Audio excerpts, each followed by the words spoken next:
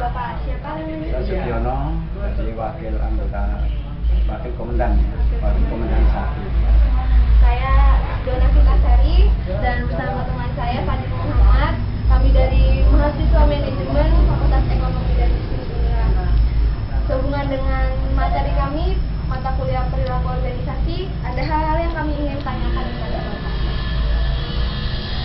Jadi pertanyaan pertama, menurut Bapak, tipe kepribadian apa sih yang bisa mendukung dan dibutuhkan dalam pekerjaan satpam ini? Pribadian yang untuk mendukung kinerja satpam, terutama kita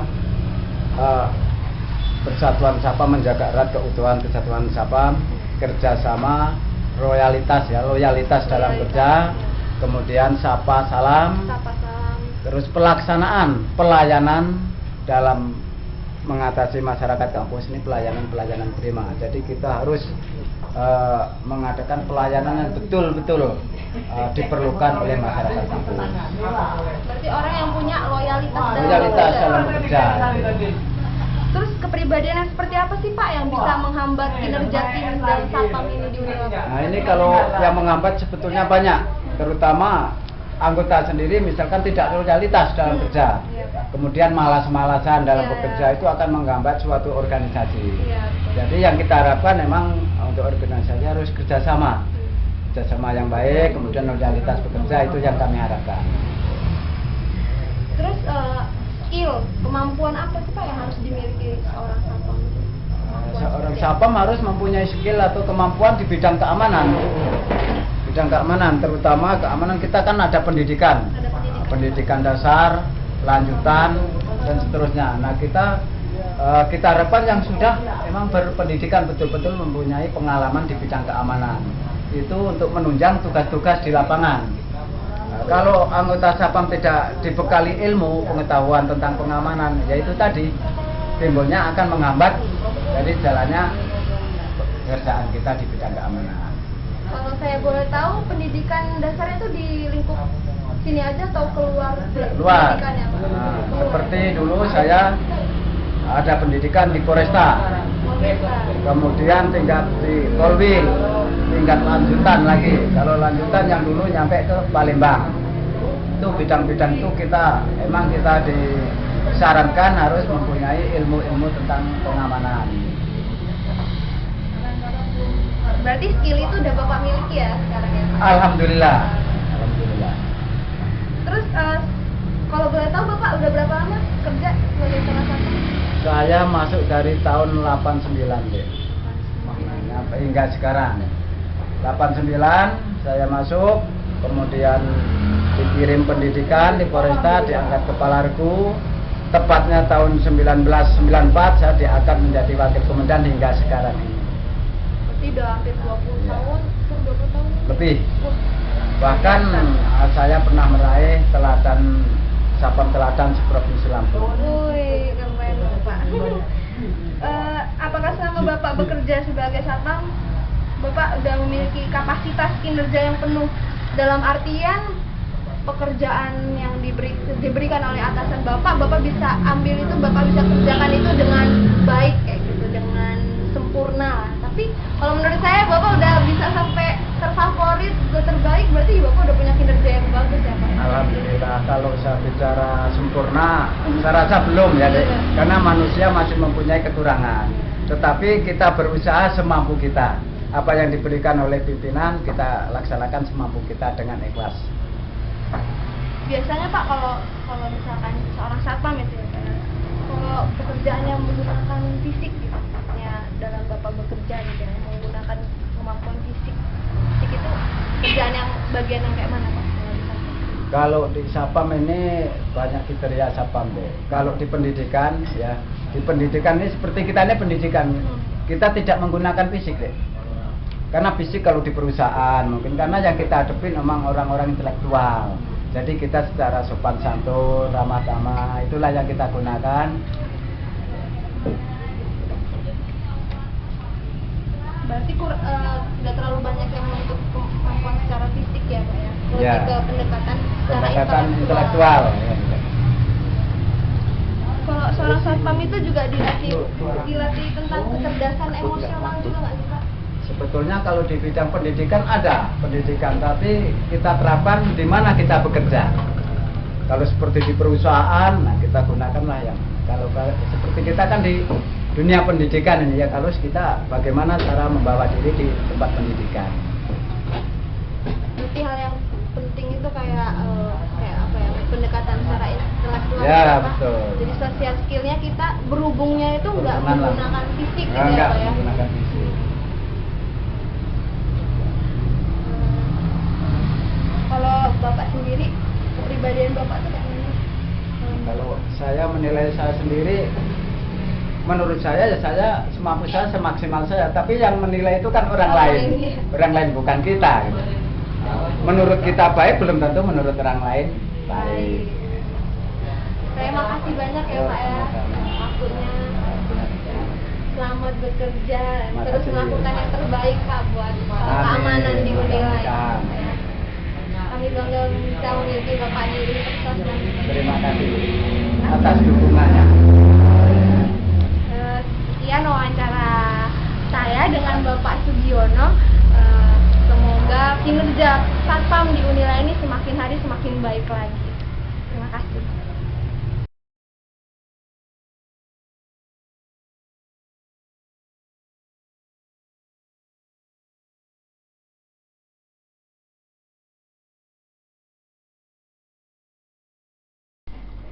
Assalamualaikum warahmatullahi wabarakatuh, Bu. Waalaikumsalam. Kami dari mahasiswa manajemen Unila. Saya Fadil Muhammad dan teman saya ini Dona Vitasari. Sehubung dengan materi dalam mata kuliah kami perilaku organisasi yang judulnya tentang perilaku antar individu dalam pekerjaan. Saya ingin mengajukan beberapa pertanyaan kepada Ibu. Di sini Ibu bekerja sebagai apa? Kalau di sini saya kebetulan di Fakultas Ekonomi, tapi di bagian khususnya ke PIA ya, Pasca Sarjana Ilmu Akuntansi sama Pasca Sarjana Ilmu Ekonomi. Di bagian tenaga kependidikan sebagai bagian keuangan dan kemahasiswaan. Oh salah, bagian keuangan dan kepegawaian. Oh iya, maaf Bu, sebelumnya nama Ibu siapa? Nama saya Leni Yutanti. Ibu Leni Yutanti. Ibu Leni Yutanti sudah berapa lama bekerja di sini? Dan sekitar lebih kurang sudah hampir 4 tahun setengah. 4 tahun setengah. Bu Leni, bagaimana Ibu membangun kepercayaan gitu Bu, antar pegawai di sini? Kalau di sini kebetulan mungkin stafnya nggak banyak seperti di fakultas ya. Di sini khususnya di ruang kerja ini aja cuma 3 orang. Cuma 3 orang aja ya Bu ya? Jadi kalaupun untuk untuk Membangun kepercayaan. membangun kepercayaan satu dengan yang lain, kita lebih banyak sering berkomunikasi urusan tentang pekerjaan pastinya. Kalau untuk contoh kecilnya misalnya komputer itu untuk satu dengan yang lain tuh di password gitu ya. Oh, ada password masing-masing gitu. Untuk membatasi orang lain menggunakan fasilitas punya kita gitu. Oh iya. Itu salah satu untuk proteknya. Gitu. Tapi kalau untuk mengenai pekerjaan yang memang tidak terlalu terkait dengan diri kita gitu ya nggak ada batasan sih kita nggak terlalu yang menutup gitu ya. Kalau tapi yang dibatasi itu yang tentang gitu. khususnya untuk kerjaan gitu. Gitu. Yang kira-kira file data gitu itu yang kita save banget gitu. Tapi kalau untuk selebihnya yang cuma sekedar map atau ATK yang lainnya yang nggak ada kaitan sama keuangan, terus data-data nilai itu Bebas. kita bisa letak di mana aja. Tapi kalau untuk kayak nilai laporan keuangan segala macam itu kita jaga banget gitu. Kayak kalau data-data surat menyurat mungkin lemari pun nggak dikunci gitu kan. absen, daftar mata kuliah apalah, silabus segala macam itu kita nggak terlalu yang menutup, menjaga banget. Bukan berarti nggak menjaga, maksudnya untuk campur tangan orang lain itu kita nggak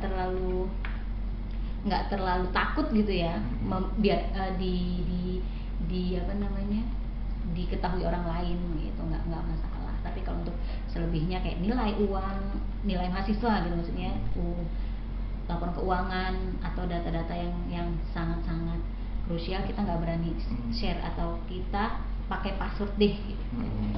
Sebatas itu kalau membangun kepercayaan. Lalu menurut Ibu bentuk kerjasama antar pegawai di sini itu seperti apa gitu? Kalau untuk kebetulan di gedung G ini orangnya sedikit ya. Iya. Gitu kan. Kalau untuk urusan pekerjaan kita saling bantu gitu. Tapi selebihnya ya hanya yang memang kapasitas, misalnya saya di bagian keuangan gitu. Kita khususnya saya di keuangan, di akuntansi dan di ilmu ekonomi. Dan ada di sini kan dia selain itu ada manajemen.